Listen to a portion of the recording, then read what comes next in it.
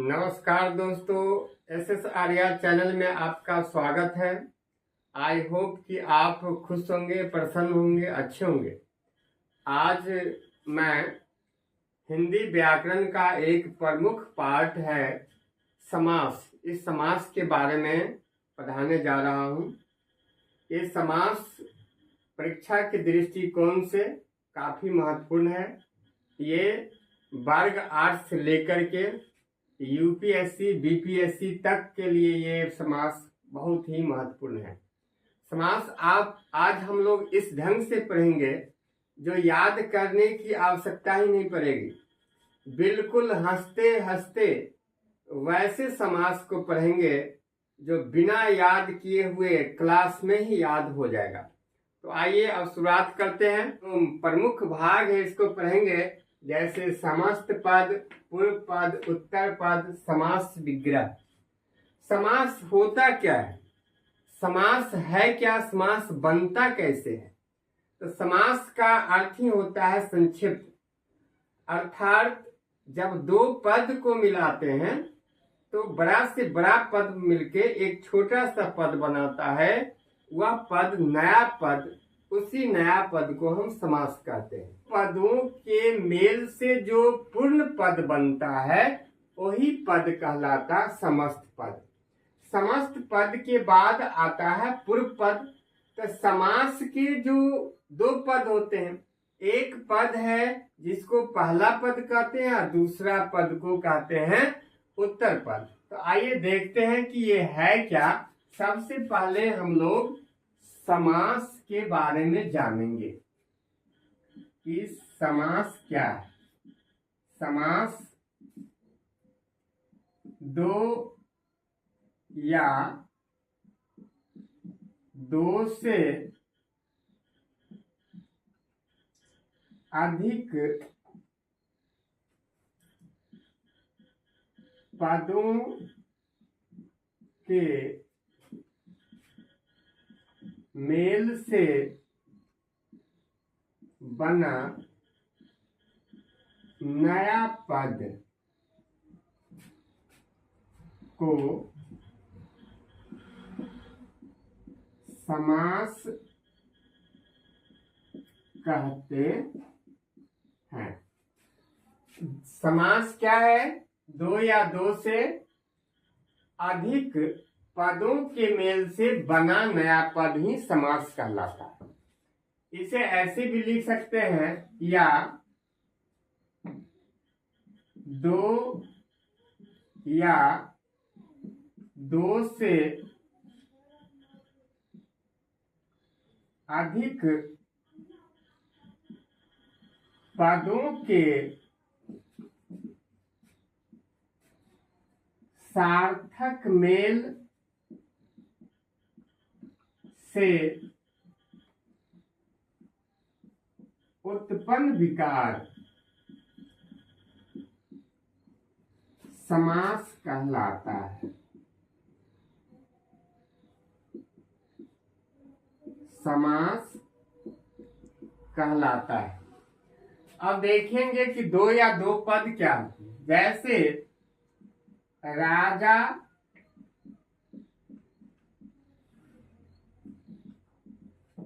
Plus पुत्र, ये दोनों पद को जोड़ेंगे तो बनेगा राजपुत्र। यथा प्लस शक्ति, ये दोनों को जब जोड़ेंगे तो बन जाएगा यथाशक्ति। अब देखिए, इसमें हमको जानना है ये समस्त पद होता क्या है। तो देखिए कि दो पद मिलके जो राजपुत्र बना, अर्थात जिन पदों के योग से समास का निर्माण होता है, तो समास का वही पद समस्त पद कहलाता है। अर्थात समास जिस विधि से बनता है, समास निर्माण में जिस विधि का प्रयोग किया जाता है और उस विधि से जो नए पद बनता है, उसी को हम लोग क्या कहते हैं? समस्त पद कहते हैं। अब देख लेते हैं कि समस्त पद का परिभाषा क्या है। समस्त पद,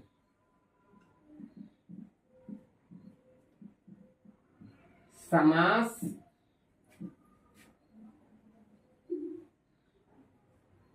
के वे सभी पद जो समास विधि से बनता है,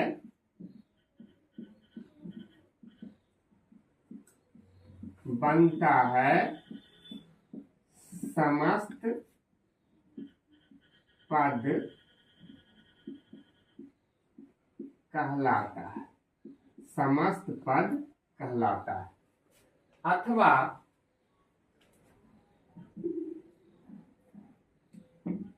समास में निर्मित नए पद को समस्त पद कहते हैं। जैसे देवपुत्र, ये समस्त पद है। राजपुत्र समस्त पद है। रसोई घर समस्त पद है। ये सब समस्त पद है। इसके बाद आते हैं पूर्व पद।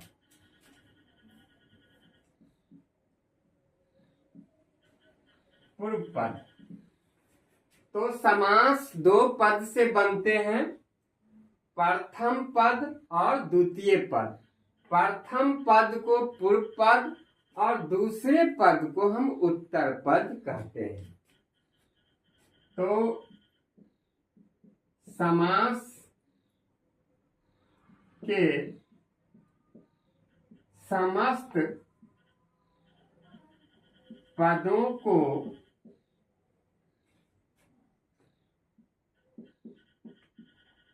दो भागों में बांटा जाता है, जिसका प्रथम या पहला भाग पूर्व पद कहलाता है। प्रथम या पहला भाग क्या कहलाता है? पूर्व पद कहलाता है। अब देखिए, जैसे देवपुत्र है, तो इस देवपुत्र को हम दो भाग में बांटेंगे। देव का पुत्र, अर्थात देव प्रथम या पूर्व पद है, जबकि ये दूसरा या उत्तर पद है। अब यहां पर ध्यान दीजिए, नेक्स्ट है उत्तर पद।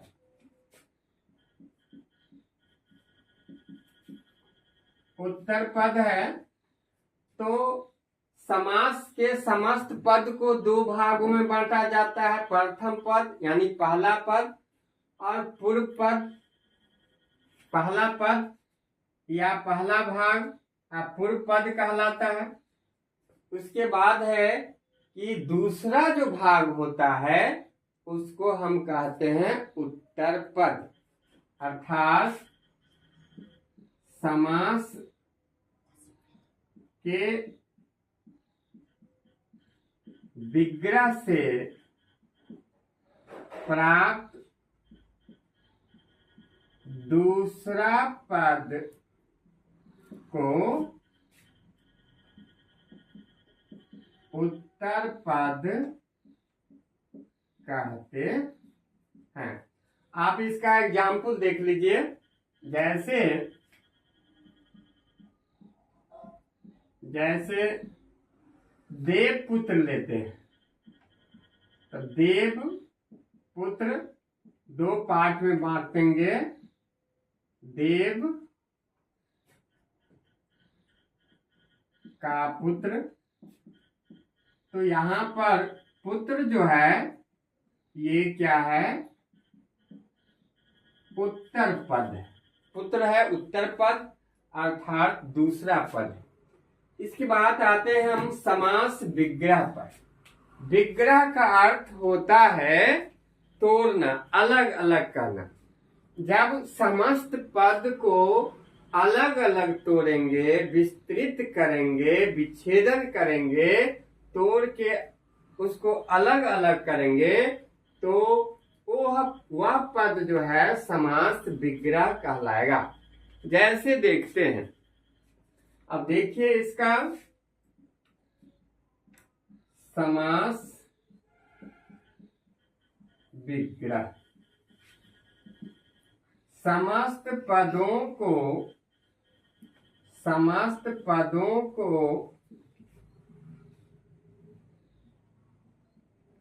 अलग अलग करना या विस्तृत रूप देना समास विग्रह कहलाता है। अब देखिए समास विग्रह क्या है। समस्त पदों को अलग अलग करना या विस्तृत रूप देना क्या कहलाता है, समास विग्रह कहलाता है। आप यहाँ पर जैसे देख लीजिए, जैसे रसोई घर समस्त पद है। जब इसको तोड़ेंगे तो होगा रसोई के लिए घर, ये विग्रह कर दिया गया, तो इसको हम कहते हैं समास विग्रह। अब आइए आते हैं कि समास के कितने भेद होते हैं, तो एक बार और समझ लेते हैं। समास क्या है। समास दो या दो से अधिक पदों के मेल से बना नया पद समास कहलाएगा, या दो या दो से अधिक पदों के सार्थक मेल से जो उत्पन्न विकार होगा वह समास कहलाएगा। जैसे राजा और प्लस पुत्र दोनों को जोड़ने पर राजपुत्र बना, यथा प्लस शक्ति बराबर यथा शक्ति बना, दो पद का यहाँ योग हुआ।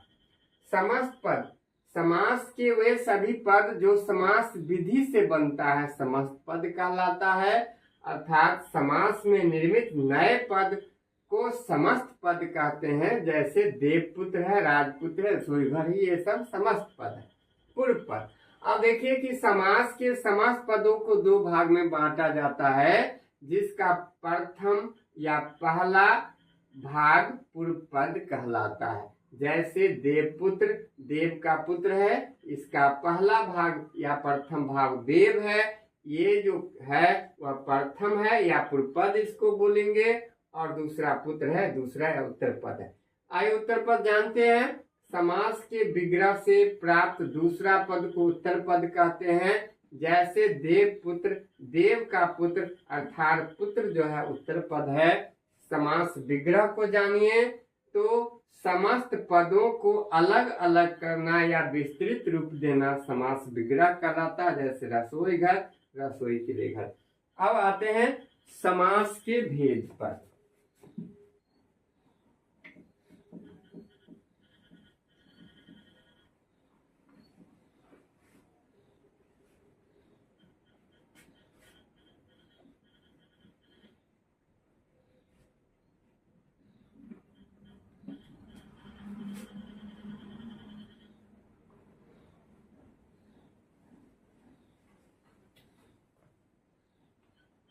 समास के 6 भेद होते हैं।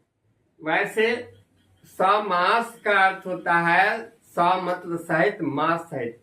अब जानते हैं कि वर्ष में 12 मास होता है, इसलिए समास के 12 पार्ट भी हम पढ़ेंगे, लेकिन आज हम 6 पढ़ेंगे। फिर नेक्स्ट क्लास में 6 और पढ़ेंगे, उसको विस्तार रूप से पढ़ेंगे और इससे आने वाले सभी प्रश्न को बहुत ही विस्तार रूप से जानेंगे। तो आइए आते हैं, देखते हैं।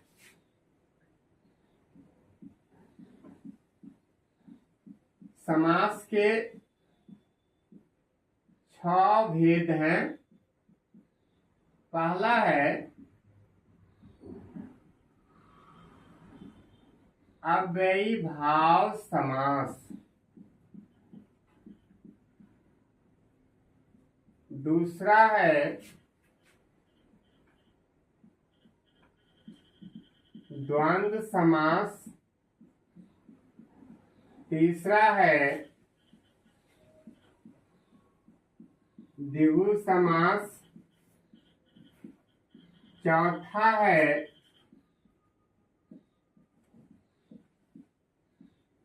तत्पुरुष समास,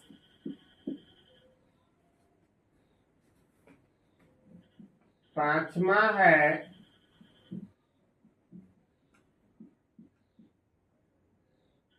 कर्मधारय समास और छठा है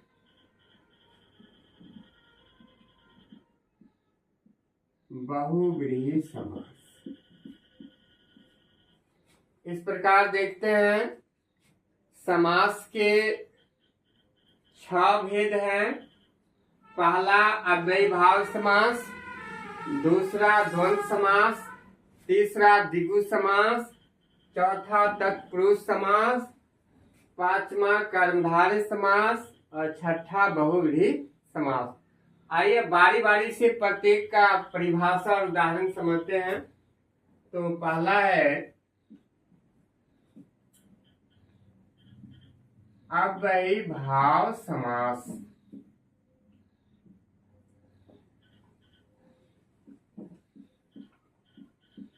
अव्ययीभाव समास, इसको जानेंगे कि अव्ययीभाव समास क्या है। तो जिस समास का प्रथम पद प्रधान हो अथवा जिस समास का प्रथम पद अव्यय हो अथवा जिस समास का प्रथम पद उपसर्ग हो, उसे हम कहते हैं अव्ययीभाव समास। अब कहेंगे उपसर्ग क्या है? तो उपसर्ग क्या है कि शब्दांश, वह शब्दांश यानी शब्द का वह सा अंश, छोटा सा टुकड़ा जो किसी शब्द के पहले लगकर उस शब्द के अर्थ में परिवर्तन ला देता, उसे ही हम कहते हैं उपसर्ग। तो आइए हम जानते हैं अव्ययीभाव समास के बारे में कि अव्ययीभाव समास क्या है। वह समास जिसका प्रथम पद अव्यय हो या प्रथम पद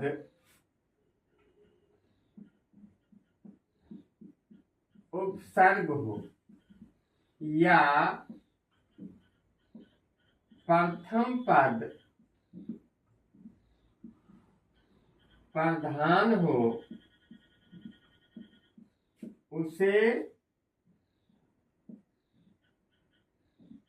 अव्ययीभाव समास कहते हैं। उसे अव्ययीभाव समास कहते हैं। जैसे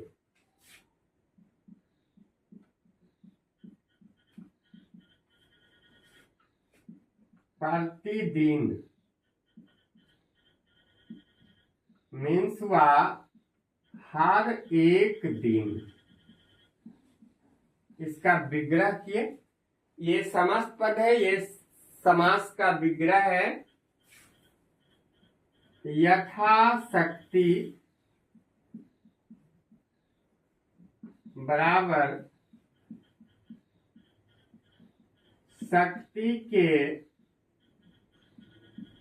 अनुसार। आजन्म, यहाँ पर आ जो है आपका उपसर्ग है, माने जन्म भर। इस तरह बहुत सारे उदाहरण हैं ये अव्ययभाव समास का, आप देख सकते हैं। दिनों दिन, बीचों बीच, एक एक, तो इस तरह अव्ययभाव का कई उदाहरण। आइए अब आते हैं हम, दूसरा नंबर है द्वंद्व समास। द्वंद्व समास, द्वंद्व शब्द से अभिप्राय है कि दो के बीच युद्ध, यहाँ युद्ध चल रहा है, अर्थात दो पदों के बीच युद्ध। अर्थात जिस समास का दोनों पद प्रधान, एक पद से काम नहीं चला, एक पद दूसरे पद का कंप्लीमेंट होगा, अथवा एक पद दूसरे पद का उल्टा होगा, अथवा दोनों पदों के बीच योजक चिन्ह और या अथवा आदि का लोप होगा, तो ऐसे समास को हम कहेंगे द्वंद्व समास। तो आइए इसका परिभाषा देखें। वह समास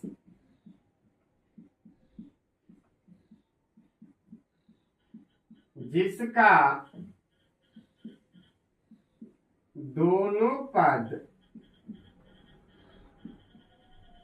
प्रधान हो या दोनों पदों के बीच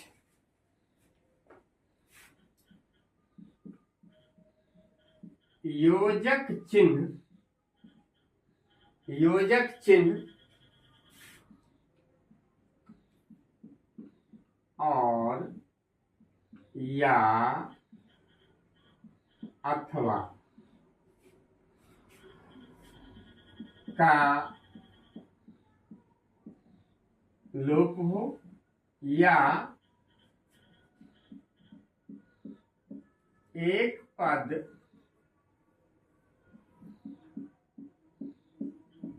दूसरे पद का विलोम हो, उसे द्वंद्व समास कहते हैं।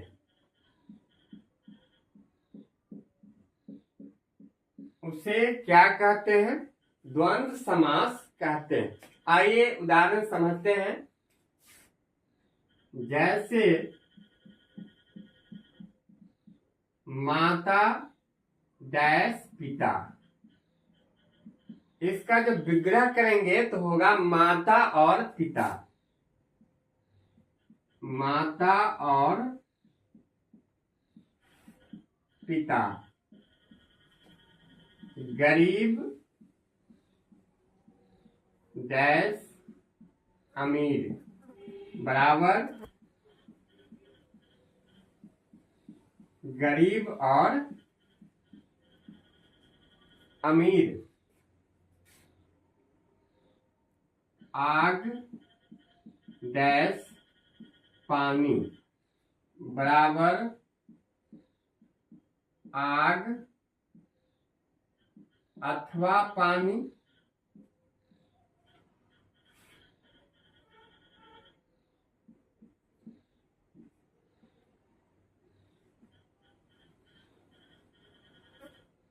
पुत्र डैश पुत्री बराबर पुत्र और पुत्री। इस तरह हम देख रहे हैं कि ये द्वंद्व समास जो है इसमें दो पदों के बीच योजक चिन्ह का लोप है, जो कि और है माता डैश पिता माने माता और पिता, गरीब डैश अमीर गरीब और अमीर, आग डैश पानी आग अथवा पानी, पुत्र डैश पुत्री पुत्र और पुत्री। अब कुछ ऐसे पद हैं जो आपको योजक चिन्ह का पता नहीं चलेगा, लेकिन वो भी आपको द्वंद्व समास है। जैसे लेते हैं देवासुर, यहां पर योजक चिन्ह नहीं है, अर्थात देव और असुर या देव अथवा असुर, देव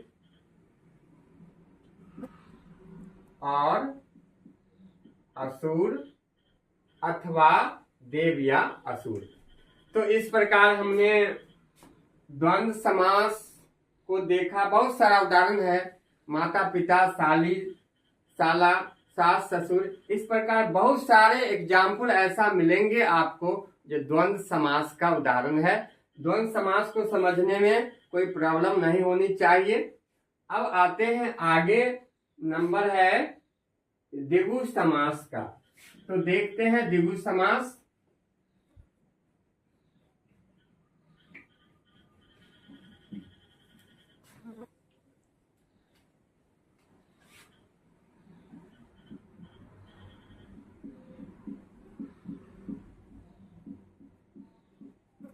द्विगु समास, इस समास का प्रथम पद संख्यावाचक होता है।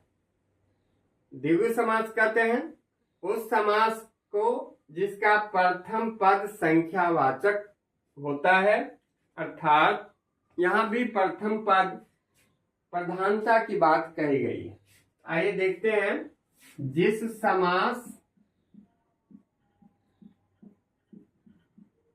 समास का प्रथम पद संख्यावाचक हो उसे द्विगु समास कहते हैं। उसे क्या कहते हैं?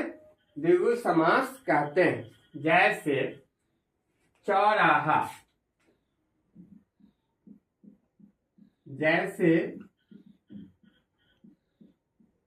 चौराहा अर्थात चार राहों का समूह या समाहार। त्रिभुज, त्रिभुज अर्थात तीन भुजाओं का समाहार। नवग्रह अर्थात 9 ग्रहों का समाहार।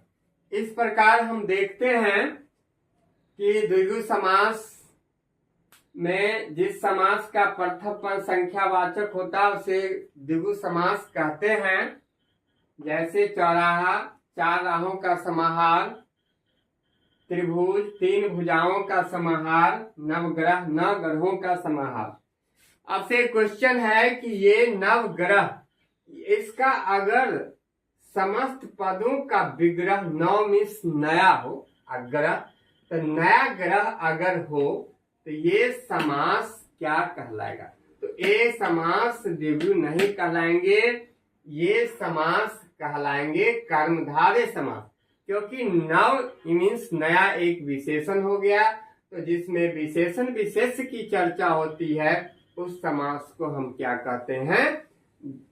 कर्मधारय समास। आते हैं तत्पुरुष समास पर। तत्पुरुष समास का परिभाषा इस प्रकार है, तत्पुरुष समास का उत्तर पद प्रधान होता है, अर्थात तत्पुरुष समास वैसे समास को कहते हैं जिसके पदों के बीच में कारक चिन्ह का भी लोप होता है, या तत्पुरुष समास वैसे समास है जिनका उत्तर पद यानी अंतिम पद यानी दूसरा पद प्रधान होगा, तो ऐसे समास को हम कहेंगे तत्पुरुष समास। ठीक है, आइए देखते हैं तत्पुरुष समास क्या होता है। जैसे देखिए, अब मान लीजिए कि राजपुत्र लिखे हैं, तो राजपुत्र से अभिप्राय है राजा का पुत्र। तो राजा का पुत्र कहने से राजा का सिंबल हमारे दिमाग में नहीं आता। क्या किसका आता है? तो पुत्र का। राजपुत्र माने राजा का पुत्र को हम देखते हैं, हमारा दिमाग इंडिकेट पुत्र को करता है, इसलिए ये जो दूसरा पद है या अंतिम पद है पुत्र, वह प्रधान है। तो तत्पुरुष समास का दूसरा पद प्रधान हो। अब जैसे बोलेंगे हम कि रसोई घर, तो रसोई के लिए घर, तो रसोई मीन्स भोजन, भोजन जहां बनता वो घर। तो हमारा दिमाग कहता है कि रसोई नहीं, जहां बन रहा है उस घर को इंडिकेट कर रहा है, अर्थात घर को संकेत कर रहा है, इसलिए घर क्या है? उसका उत्तर पद है और ये क्या है? प्रधान। तो आइए इसका परिभाषा लिखते हैं। तत्पुरुष समास जिस समास का उत्तर पद प्रधान हो, उत्तर पद प्रधान हो, अथवा प्रथम और द्वितीय पदों के बीच, अथवा प्रथम और द्वितीय पदों के बीच कारक चिन्ह का लोप हो, तो उसे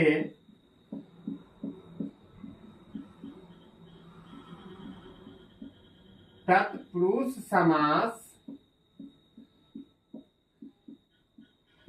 कहते हैं। उसे क्या कहते हैं? तत्पुरुष समास कहते हैं। जैसे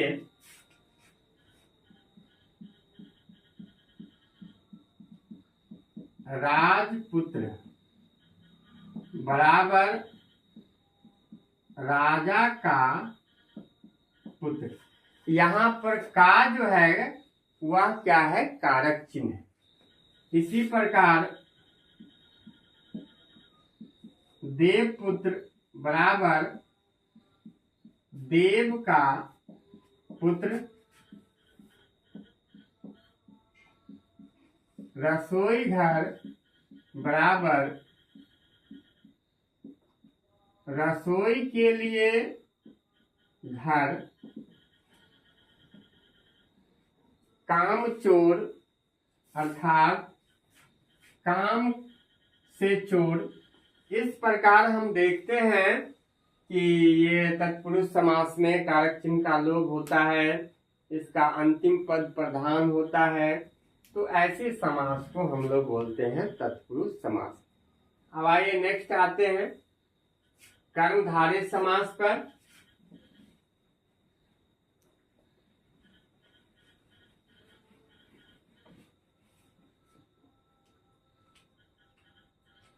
कर्मधारय समास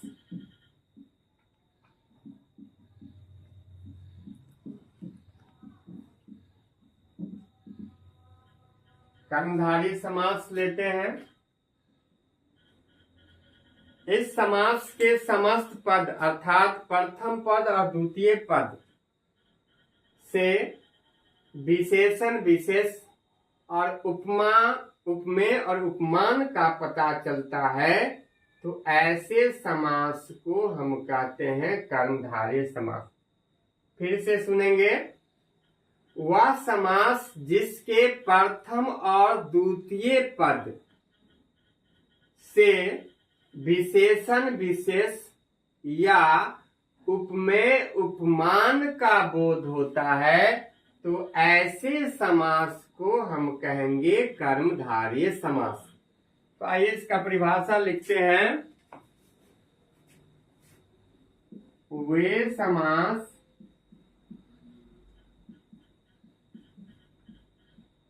जिसका प्रथम और अंतिम पद से विशेषण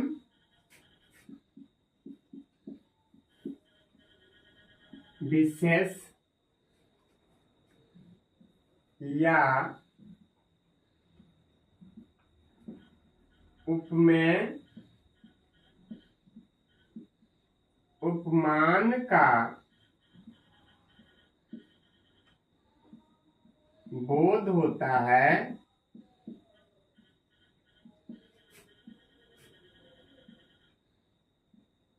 उसे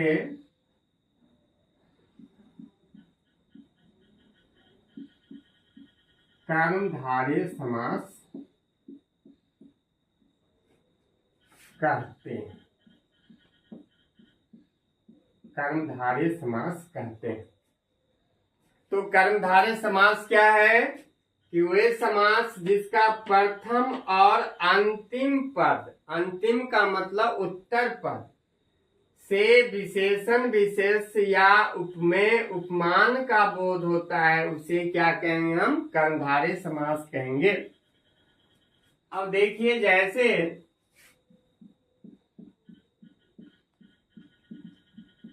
लाल टोपी, अर्थात लाल है जो टोपी, लाल है जो टोपी। तो लाल विशेषण है, तो किसकी विशेषता बता रही है? टोपी की। तो टोपी क्या हो गया? विशेष हो गया।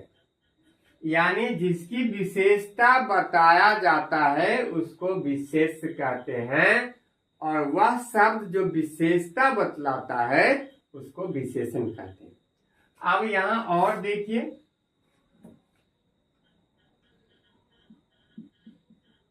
लाल रुमाल, लाल है जो रुमाल,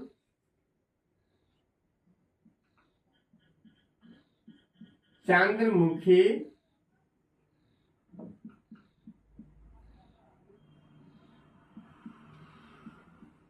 चंद्रमा के समान मुख।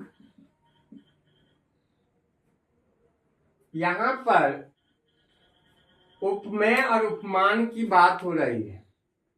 तो मुख कैसा हो? तो चंद्रमा के समान। तो उपमेय क्या है? चंद्रमा है, और मुख क्या है? उपमान है।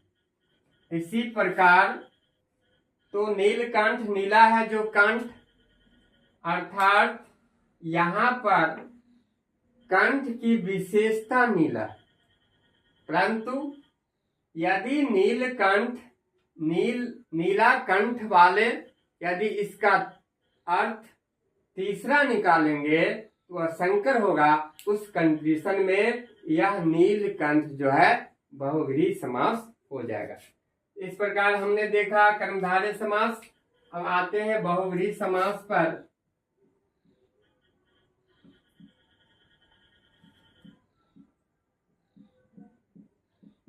बहुव्रीहि समास, बहुव्रीहि समास में प्रथम पद अंतिम पद दोनों पद गौण रहता है और तीसरा पद इसका प्रधान होता है। तो वैसा समास जिसका दोनों पद गौण रहता है और तीसरा पद प्रधान होता है, अर्थात दोनों पद का कोई अर्थ नहीं निकलता है और तीसरे पद का अर्थ निकलता है, तो ऐसे समास को हम क्या कहते हैं? बहुब्रीहि समास कहते हैं। तो बहुब्रीहि वैसा समास जिसका दोनों पद गौण रहता है और तीसरा पद प्रधान होता है, ऐसे पद को हम कहेंगे बहुब्रीहि समास। वैसा समास जिसका दोनों पद गौण रहता है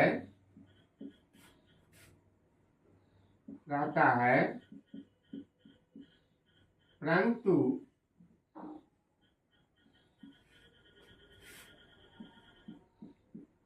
तीसरा पद प्रधान होता है, उसे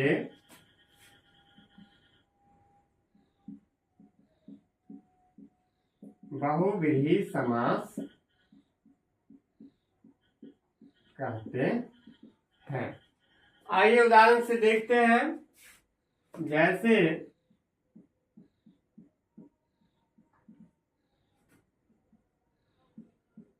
चक्रपाणि,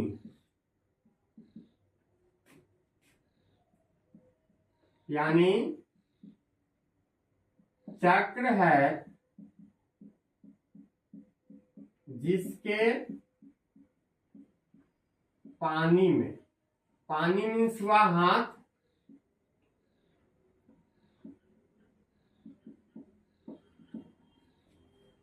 जिसके पानी में हाथ में चक्र होगा, तो इसका तीसरा अर्थ होता है विष्णु, अर्थात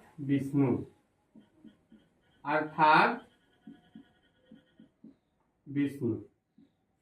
तो इसमें दोनों पद प्रधान नहीं होकर एक तीसरा पद आया जो कि प्रधान है। इसी प्रकार चंद्रशेखर,